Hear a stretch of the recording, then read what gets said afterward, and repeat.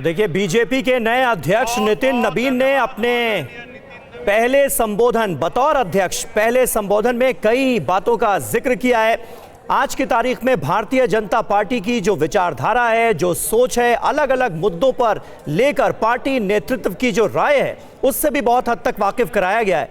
BJP की सोच को सर्वव्यापी और सर्वग्राही बताया गया है। प्रधानमंत्री नरेंद्र मोदी के नारे सबका साथ सबका विकास का भी नितिन नबीन की तरफ से जिक्र किया गया और युवाओं को आगे आने के लिए कहीं ना कहीं प्रेरित करते हुए भी नितिन नबीन अपने पहले संबोधन में नजर आए हैं।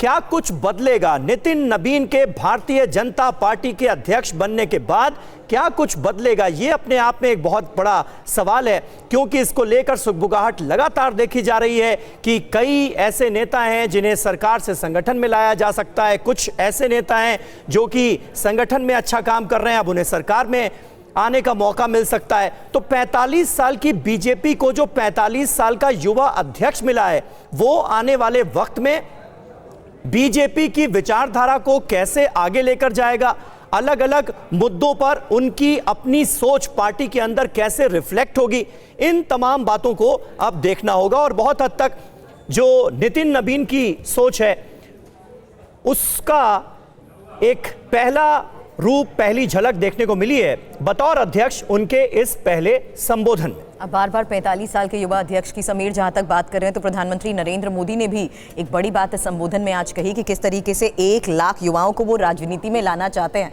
हालांकि उन्होंने परिवारवाद को तंज कसते हुए ये बात जरूर कही थी और ये भी कहा था कि आने वाले इसी विजन को देखते हुए ये साफ हो जाएगा कि राजनीति में परिवारवाद का दाग नहीं, बल्कि अब युवाओं को ज्यादा मौके मिलेंगे। ऐसे में एक बहुत बड़ा मैसेज बीजेपी ने अपने इस फैसले में कैसे दिया है, इसी को लेकर लगातार हम अपने सहयोगियों से भी बात करते रहे हैं। हमारे सहयोगी आनंद प्रकाश पांडे इस वक्त हमें ज्वाइन कर चुके हैं। और आनंद, आज के इस संबोधन में किस विजन के तहत इस जिम्मेदारी को वो निभाएंगे, ये लगभग साफ हो चुका है। बिल्कुल, नितिन नबीन ने अपना विजन बताया, जो क्या सोच है उनकी पार्टी को लेकर, कार्यकर्ताओं को लेकर, वो उन्होंने बताया। लेकिन जिस तरह से प्रधानमंत्री नरेंद्र मोदी ने कहा कि नितिन नबीन हम मेरे आज से बॉस हैं, क्योंकि मैं एक बीजेपी कार्यकर्ता हूँ, जिस तरह से मेरे बॉस हैं वो सभी के बॉस हैं। ये एक मैसेजिंग है उन तमाम बीजेपी के वरिष्ठ नेताओं के लिए भी, बीजेपी के कार्यकर्ताओं के लिए भी, कि नितिन नबीन युवा है लेकिन आज से वो बीजेपी के अध्यक्ष बन गए हैं। तो ऐसे में उनका जो हर वाक्य है वो बीजेपी के अध्यक्ष के तौर पर माना जाए और उसका पालन किया जाए। जाहिर तौर पर जब एक युवा को जिम्मेदारी दी जाती है तो वरिष्ठ नेताओं को लेकर, वरिष्ठ कार्यकर्ताओं के मन में कुछ शंका हो सकती है कि कैसे काम करेगा, कैसे पार्टी को आगे ले जाएगा। लेकिन आज तमाम शंकाओं को विराम देने की कोशिश प्रधानमंत्री नरेंद्र मोदी ने की है। जब प्रधानमंत्री नरेंद्र मोदी ने खुद अपना बॉस एक बीजेपी कार्यकर्ता के तौर पर नितिन नबीन को मान लिया अध्यक्ष के नाते, जाहिर तौर पर अब बीजेपी के तमाम बड़े नेता, कार्यकर्ता है, प्रदेश अध्यक्ष, मुख्यमंत्री हैं, सब उनको अपना बॉस मानेंगे, उनके हर बात का पालन करेंगे, उनका हर निर्देश का पालन करेंगे। ये कहना जरूरी भी था, क्योंकि जो एक युवा कमान दी जाती है, तो शंकाएं जो होती है उसको प्रधानमंत्री ने शांत करने की कोशिश की। और दूसरा, एक जो विपक्ष बार बार परिवारवाद का आरोप बीजेपी पर लगाता है, क्योंकि नितिन नबीन जो है वो भी राजनीतिक परिवार से आते हैं, इनके पिता बीजेपी के नेता रहे, इनके पिता बीजेपी के विधायक रहे हैं। तो ऐसे में प्रधानमंत्री ने भी परिवारवाद की एक परिभाषा दी। उन्होंने कहा कि मेरा परिवारवाद उससे नहीं कि किसी बेटे, किसी का बेटा या किसी की बेटी राजनीति में आ गया है। मेरे परिवारवाद का मतलब उससे है जिसमें एक ही परिवार से लगातार लोग या तो किसी पार्टी के अध्यक्ष बनते हैं या फिर लगातार उस पद को संभालते हैं। जाहिर तौर पे जो बार बार बीजेपी के पर ये आरोप लगाया जा रहे हैं नितिन नबीन को लेकर कि वो भी एक परिवारवाद का नतीजा है नितिन नबीन, तो ऐसे में प्रधानमंत्री नरेंद्र मोदी ने साफ किया कि परिवारवाद वो नहीं है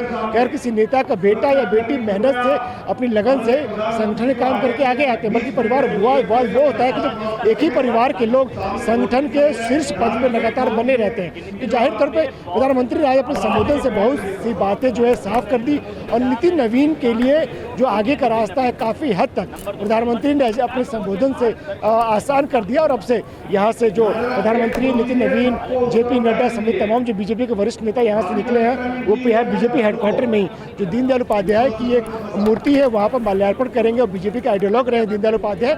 और बिल्कुल, और बहुत खास और इंटरेस्टिंग तरीके से युवाओं की बात करते हुए प्रधानमंत्री ने कहा था कि नितिन नवीन भी मिलेनियल हैं, रेडियो से सुनते आए हैं और आज के जमाने के एआई को ऑपरेट करना भी जानते हैं। यानी साफ तौर पर राजनीति में युवाओं को आगे लाने के लिए एक पॉजिटिव अप्रोच के साथ आज के इस संबोधन में बड़ी बातें कही गई हैं। आनंद, शुक्रिया पूरी जानकारी के लिए आपका, और खास रिपोर्ट भी और तस्वीरें भी आपको लगातार हम दिखा रहे हैं। वहीं बता दें, पटना से आने वाले नितिन नवीन की ताजपोशी के बाद जश्न का माहौल वहां पर है, और होली के पहले दिवाली कैसे मनाई जा रही है, हमारे संवाददाता रुपेश कुमार की एक लेटेस्ट रिपोर्ट आपको दिखाते हैं।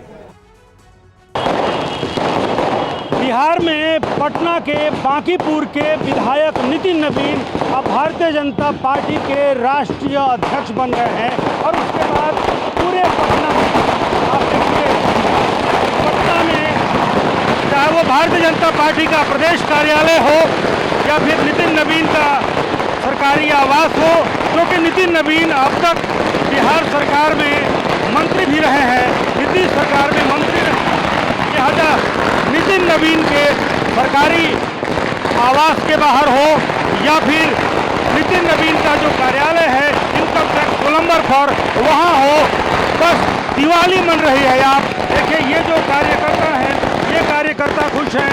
अभी होली आने वाली है, होली भी मन रही है, दिवाली भी मन रही है यहाँ पर।